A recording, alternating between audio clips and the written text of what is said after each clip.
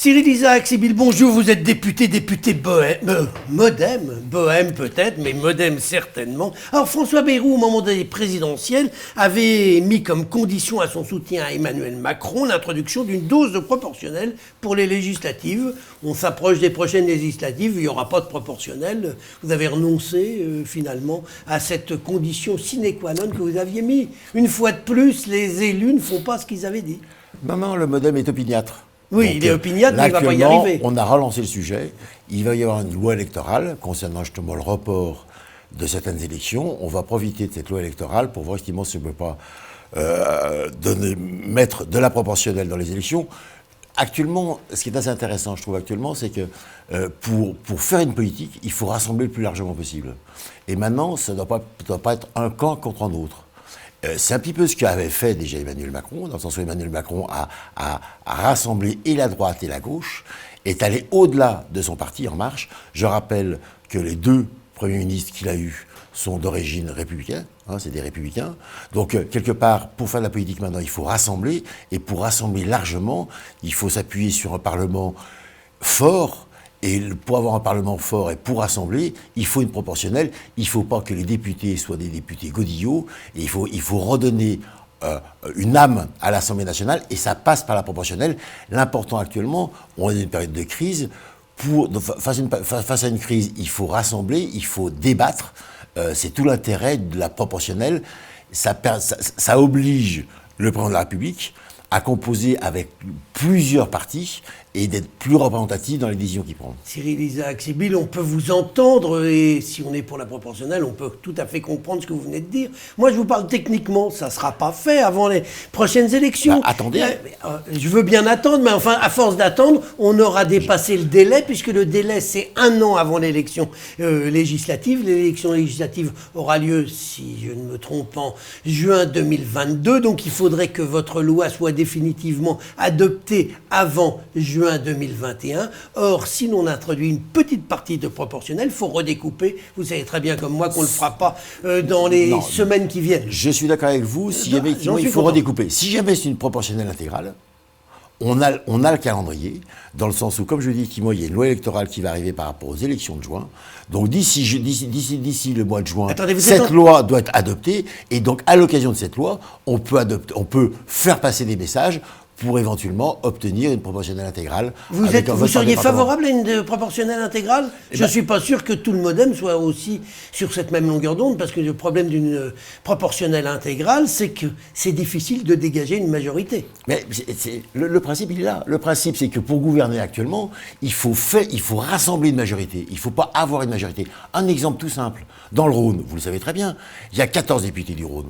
Sur les 14 députés du Rhône, qu'est-ce qui se passe actuellement ? Il y en a 12 dans la majorité d'Emmanuel Macron et seulement 2 républicains. Est-ce que vous trouvez ça normal ? Ah mais moi, je n'ai pas à savoir si c'est ou pas normal. Ça fait des années que ça dure. Quand vous avez été pendant des années le Modem François Bayrou dans différents gouvernements, jamais vous n'avez fait évoluer les lois, et aujourd'hui vous nous annoncez vous êtes pour ça a toujours été une de nos axes de dire que c'est ça qui est intéressant. Mais vous le faisiez pas. Actuellement, je le vois bien au Parlement. Au Parlement, quelque part, et le Parlement est peu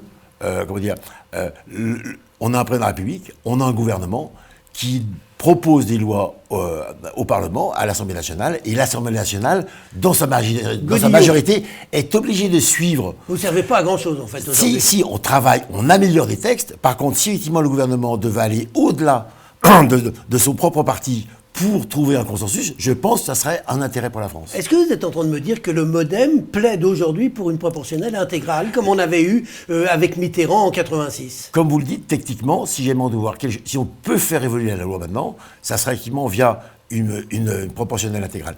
Un truc assez simple. Hier, on avait ce qu'on appelle la niche Modem. La niche Modem, c'est le Modem qui a fait passer des propositions de loi. Les propositions de loi qu'on a fait passer hier, il y en avait 5. Dont une que je portais. Alors, celle que vous portiez, un petit mot quand même en 2 secondes. Alors, je vais vous en parler, mais vous voyez, pour dire, les 5 qu'on a portées, elles ont été votées pratiquement toutes à l'unanimité, ou presque à l'unanimité. Pourquoi ? Parce qu'on avait fait un travail en amont, on a expliqué nos propositions de loi, et on a dégagé une majorité qui allait bien au-delà de la majorité actuelle. Mais pour ça, effectivement, ça demande du travail. ça demande de la concertation, ça demande d'aller les voir, ça demande d'aller voir les autres partis, ça demande d'expliquer le pourquoi, et c'est comme ça que les 5 sont passés. Et je dis, pratiquement, il y a une loi qui a été votée à l'unanimité. Concernant ma loi, effectivement, c'est ce qu'on appelle les PASI.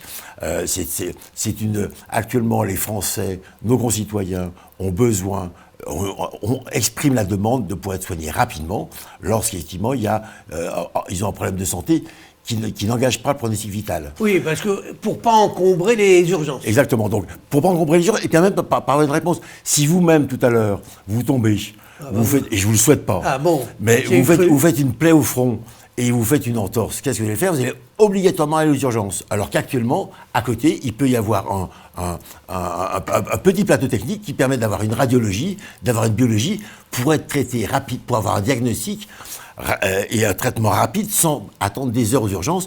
Donc cette proposition de loi, donc ce qu'on appelle les croix oranges, c'est gradué. Maintenant, vous aurez les croix vertes, c'est la pharmacie, les croix rouges, c'est les urgences vitales, et la croix orange, c'est les médecins généralistes avec un petit plateau technique qui répondent à votre demande. Ça, je l'ai expliqué, et j'ai fait tout un travail en amont depuis un an pour expliquer. Et ça a été adopté. Et c'est pour ça que ça a été adopté, et j'en suis très fier. Cyril Isaac-Sibille, juste très rapidement, en 30 secondes, eh bien, quel regard vous portez sur la campagne de vaccination actuellement? On sait que le gouvernement a un peu pédalé dans la choucroute en ce qui concerne les masques, en ce qui concerne les tests, ça n'a pas été terrible non plus, et on a un peu la même impression pour les vaccins aujourd'hui. Est-ce que le médecin que vous êtes considère qu'on a fait ce qu'il fallait? Je me suis peu exprimé depuis 9 mois, dans le sens où j'ai la double casquette médecin et député. Je sais ce que c'est qu'une infection virale, et malheureusement, lors d'une infection virale, à chaque solution, il y a un problème. C'est ce qui s'est passé au niveau des masques, c'est ce qui s'est passé au niveau du diagnostic, c'est ce qui se passe actuellement au niveau du vaccin, c'est ce qui se passe au niveau du variant. La nature est belle, mais elle n'est pas toujours très gentille. Et c'est ce qu'on voit effectivement avec le virus actuellement. Donc par rapport à ça, je pense que la France est plutôt bien débrouillée. Regardez ce qui se passe par rapport aux pays aux alentours. On est le pays qui s'est le mieux adapté et qui a pris les meilleures décisions par rapport au problème de l'épidémie. C'est vrai qu'actuellement, on a un problème de livraison de doses. L'Allemagne fait encore mieux débrouillée que nous si on regarde le nombre de morts. Ils en ont quand même moins. Ben non, vous regardez, ils étaient très fiers au départ, et maintenant on est plutôt mieux qu'eux. Enfin, regardez ce qui se passe au niveau d'en Allemagne, les écoles elles sont fermées. En France, est-ce qu'elles sont fermées? Pas encore. Non, la France s'est bien débrouillée. S'il faut dire à nos concitoyens, on a un gouvernement qui s'est bien débrouillé par rapport à la crise. Par contre, on n'a pas, je dis, à chaque... Sur les masques, on n'avait quand même pas été très bons. Mais non, mais comme tout le monde, par rapport à ça, ce qu'il faut bien comprendre, c'est que depuis le début, on est sur la crête. D'un côté, il ne faut pas tomber du côté de la crise économique et du côté de la crise sanitaire. Et je trouve qu'on s'est plutôt bien débrouillé pour le moment, que ce soit au niveau sanitaire, que ce soit au niveau économique. Les Français, effectivement, on le voit actuellement, n'ont pas perdu de pouvoir d'achat, même si effectivement la France s'est endettée. Au niveau santé, je dis par rapport les hôpitaux n'ont jamais été débordés. Le nombre de morts, on est plutôt bien. Donc je pense qu'on peut être fier de notre pays. Eh bien, on en restera là pour aujourd'hui. Cyril Isaac-Sibille, je vous remercie. Merci bien.